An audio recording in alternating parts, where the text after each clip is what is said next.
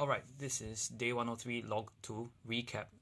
So Balvina was the last band, and there are a couple of New Zealanders playing grindcore. And after they finished their set, I actually stayed to try and have a quick chat with them about their music, just a bit of an exchange about our influences and all that kind of stuff. And they did share that in NZ the grindcore scene is particularly lively, or happening lah. It's quite happening. So of course, maybe one day if I get the chance to travel overseas, maybe I could, catch a glimpse of that as well. So, of course, I think Heiko and Hartonic and Achap were the first two to leave, since they were both. I think they had work on the Saturday morning, and that left Shafiq and I. We were keeping up, I think.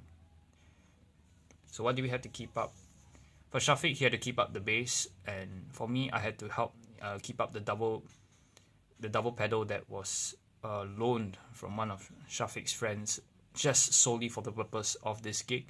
And of course, it had to be carried in those shopping bags, the ones that usually you would bring, you could bring to NTUC, as part of the Bring Your Own Bag initiative.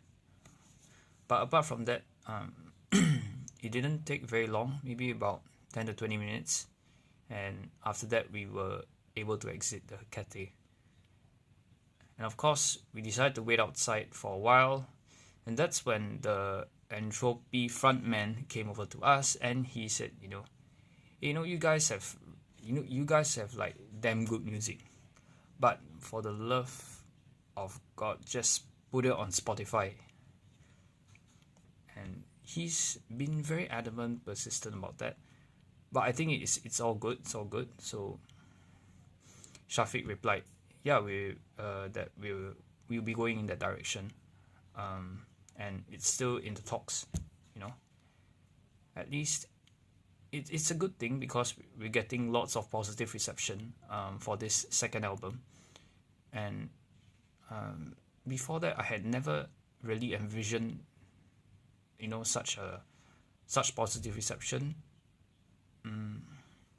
because I was more private and closed in by nature myself, and it's kind of paradoxical, I guess, because I low-key did want something like this, and it's Heiko also wanted it as well, and we could say it's a dream come true lah. Anyways, I think we were not the only ones to leave the place, and we were definitely not the last ones, because as we were chatting outside with a couple of the other guys, especially Entropy's two other members, the guitarist and the drummer, and I think a few other members of the audience, when they saw the newest set, I think they were quite impressed with my drum playing, because one of them was like, "Oh, dude, you're a beast on the drums," and I mean, it just comes on the back of some of the extreme metal drumming techniques that I'd seen on YouTube. If you heard of Eugene Ryabchenko, he is an up-and-coming drummer, and he's played for 10 years with all the death metal bands, particularly in the European side, the western side of the world. I haven't really gone research all of them yet, but I'll take a look one day if I have the chance. Anyways, that's not really the point. Playing extreme metal is more of a fascination rather than a full-out, profession or studio practice sort of thing, because before playing extreme metal, I never really thought that it was possible to play that kind of stuff, and talking about extreme metal, maybe if you know what I'm talking about, skank beats, thrash beat, skanks, thrash, okay, same thing. Blast beats, definitely. What else? A lot of double pedaling, so it's like this, alternating left and right. These kind of beats are very common in some of the heavier, in some of the heavy metal genres as well, particularly those that come from speed metal. Anyways, those, I guess, the hard work that and the practice time that I devoted to all of this playing without the pedal actually paid off one way or another. Yep, so that's about it. But I do think humbly that anyone with the same kind of determination could do it as well. So I decided, I'm not going to take all the credit for myself. Thanks for the compliments anyway. And okay, so that's it for the compliments. But of course, some of the other guys shared with me their Instagram profiles, so maybe that I could follow.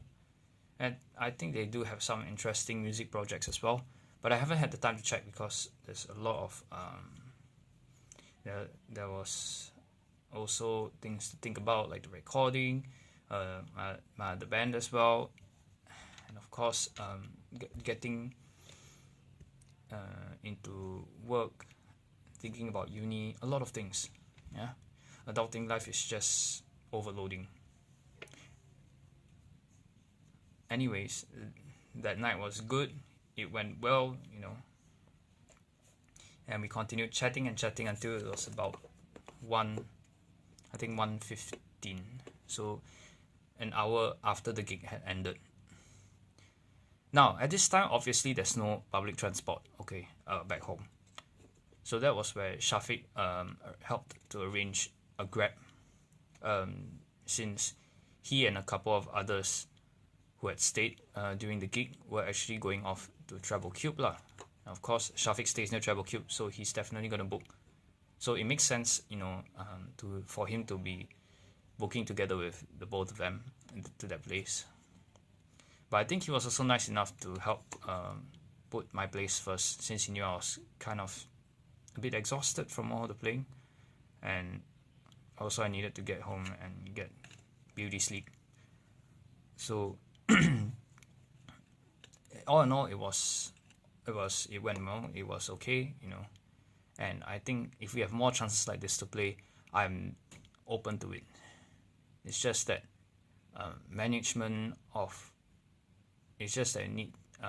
we need to look at the time, need to look at if I can manage it as well.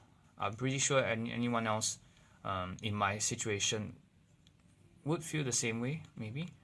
Yeah. After all, musician's life, a local musician's life, and I'm talking Singaporean musician, can be difficult because the music scene isn't particularly lucrative. And also, there's a lot of focus on other things outside of music. Other professions. Yeah, and music has always been on the back burner. So, all in all, it was a positive experience. If I do get the chance to play again with No Risk on the next gig, which won't be anytime soon, I'll be up for it. Maybe if it's even in JB area. But speaking of JB, also it's not very safe lah. As we all know, JB is notorious for a lot of dangerous stuff, but I don't want to go into the details. Yeah. So that's about it for Log 2. If anything, if I can make it, so can you.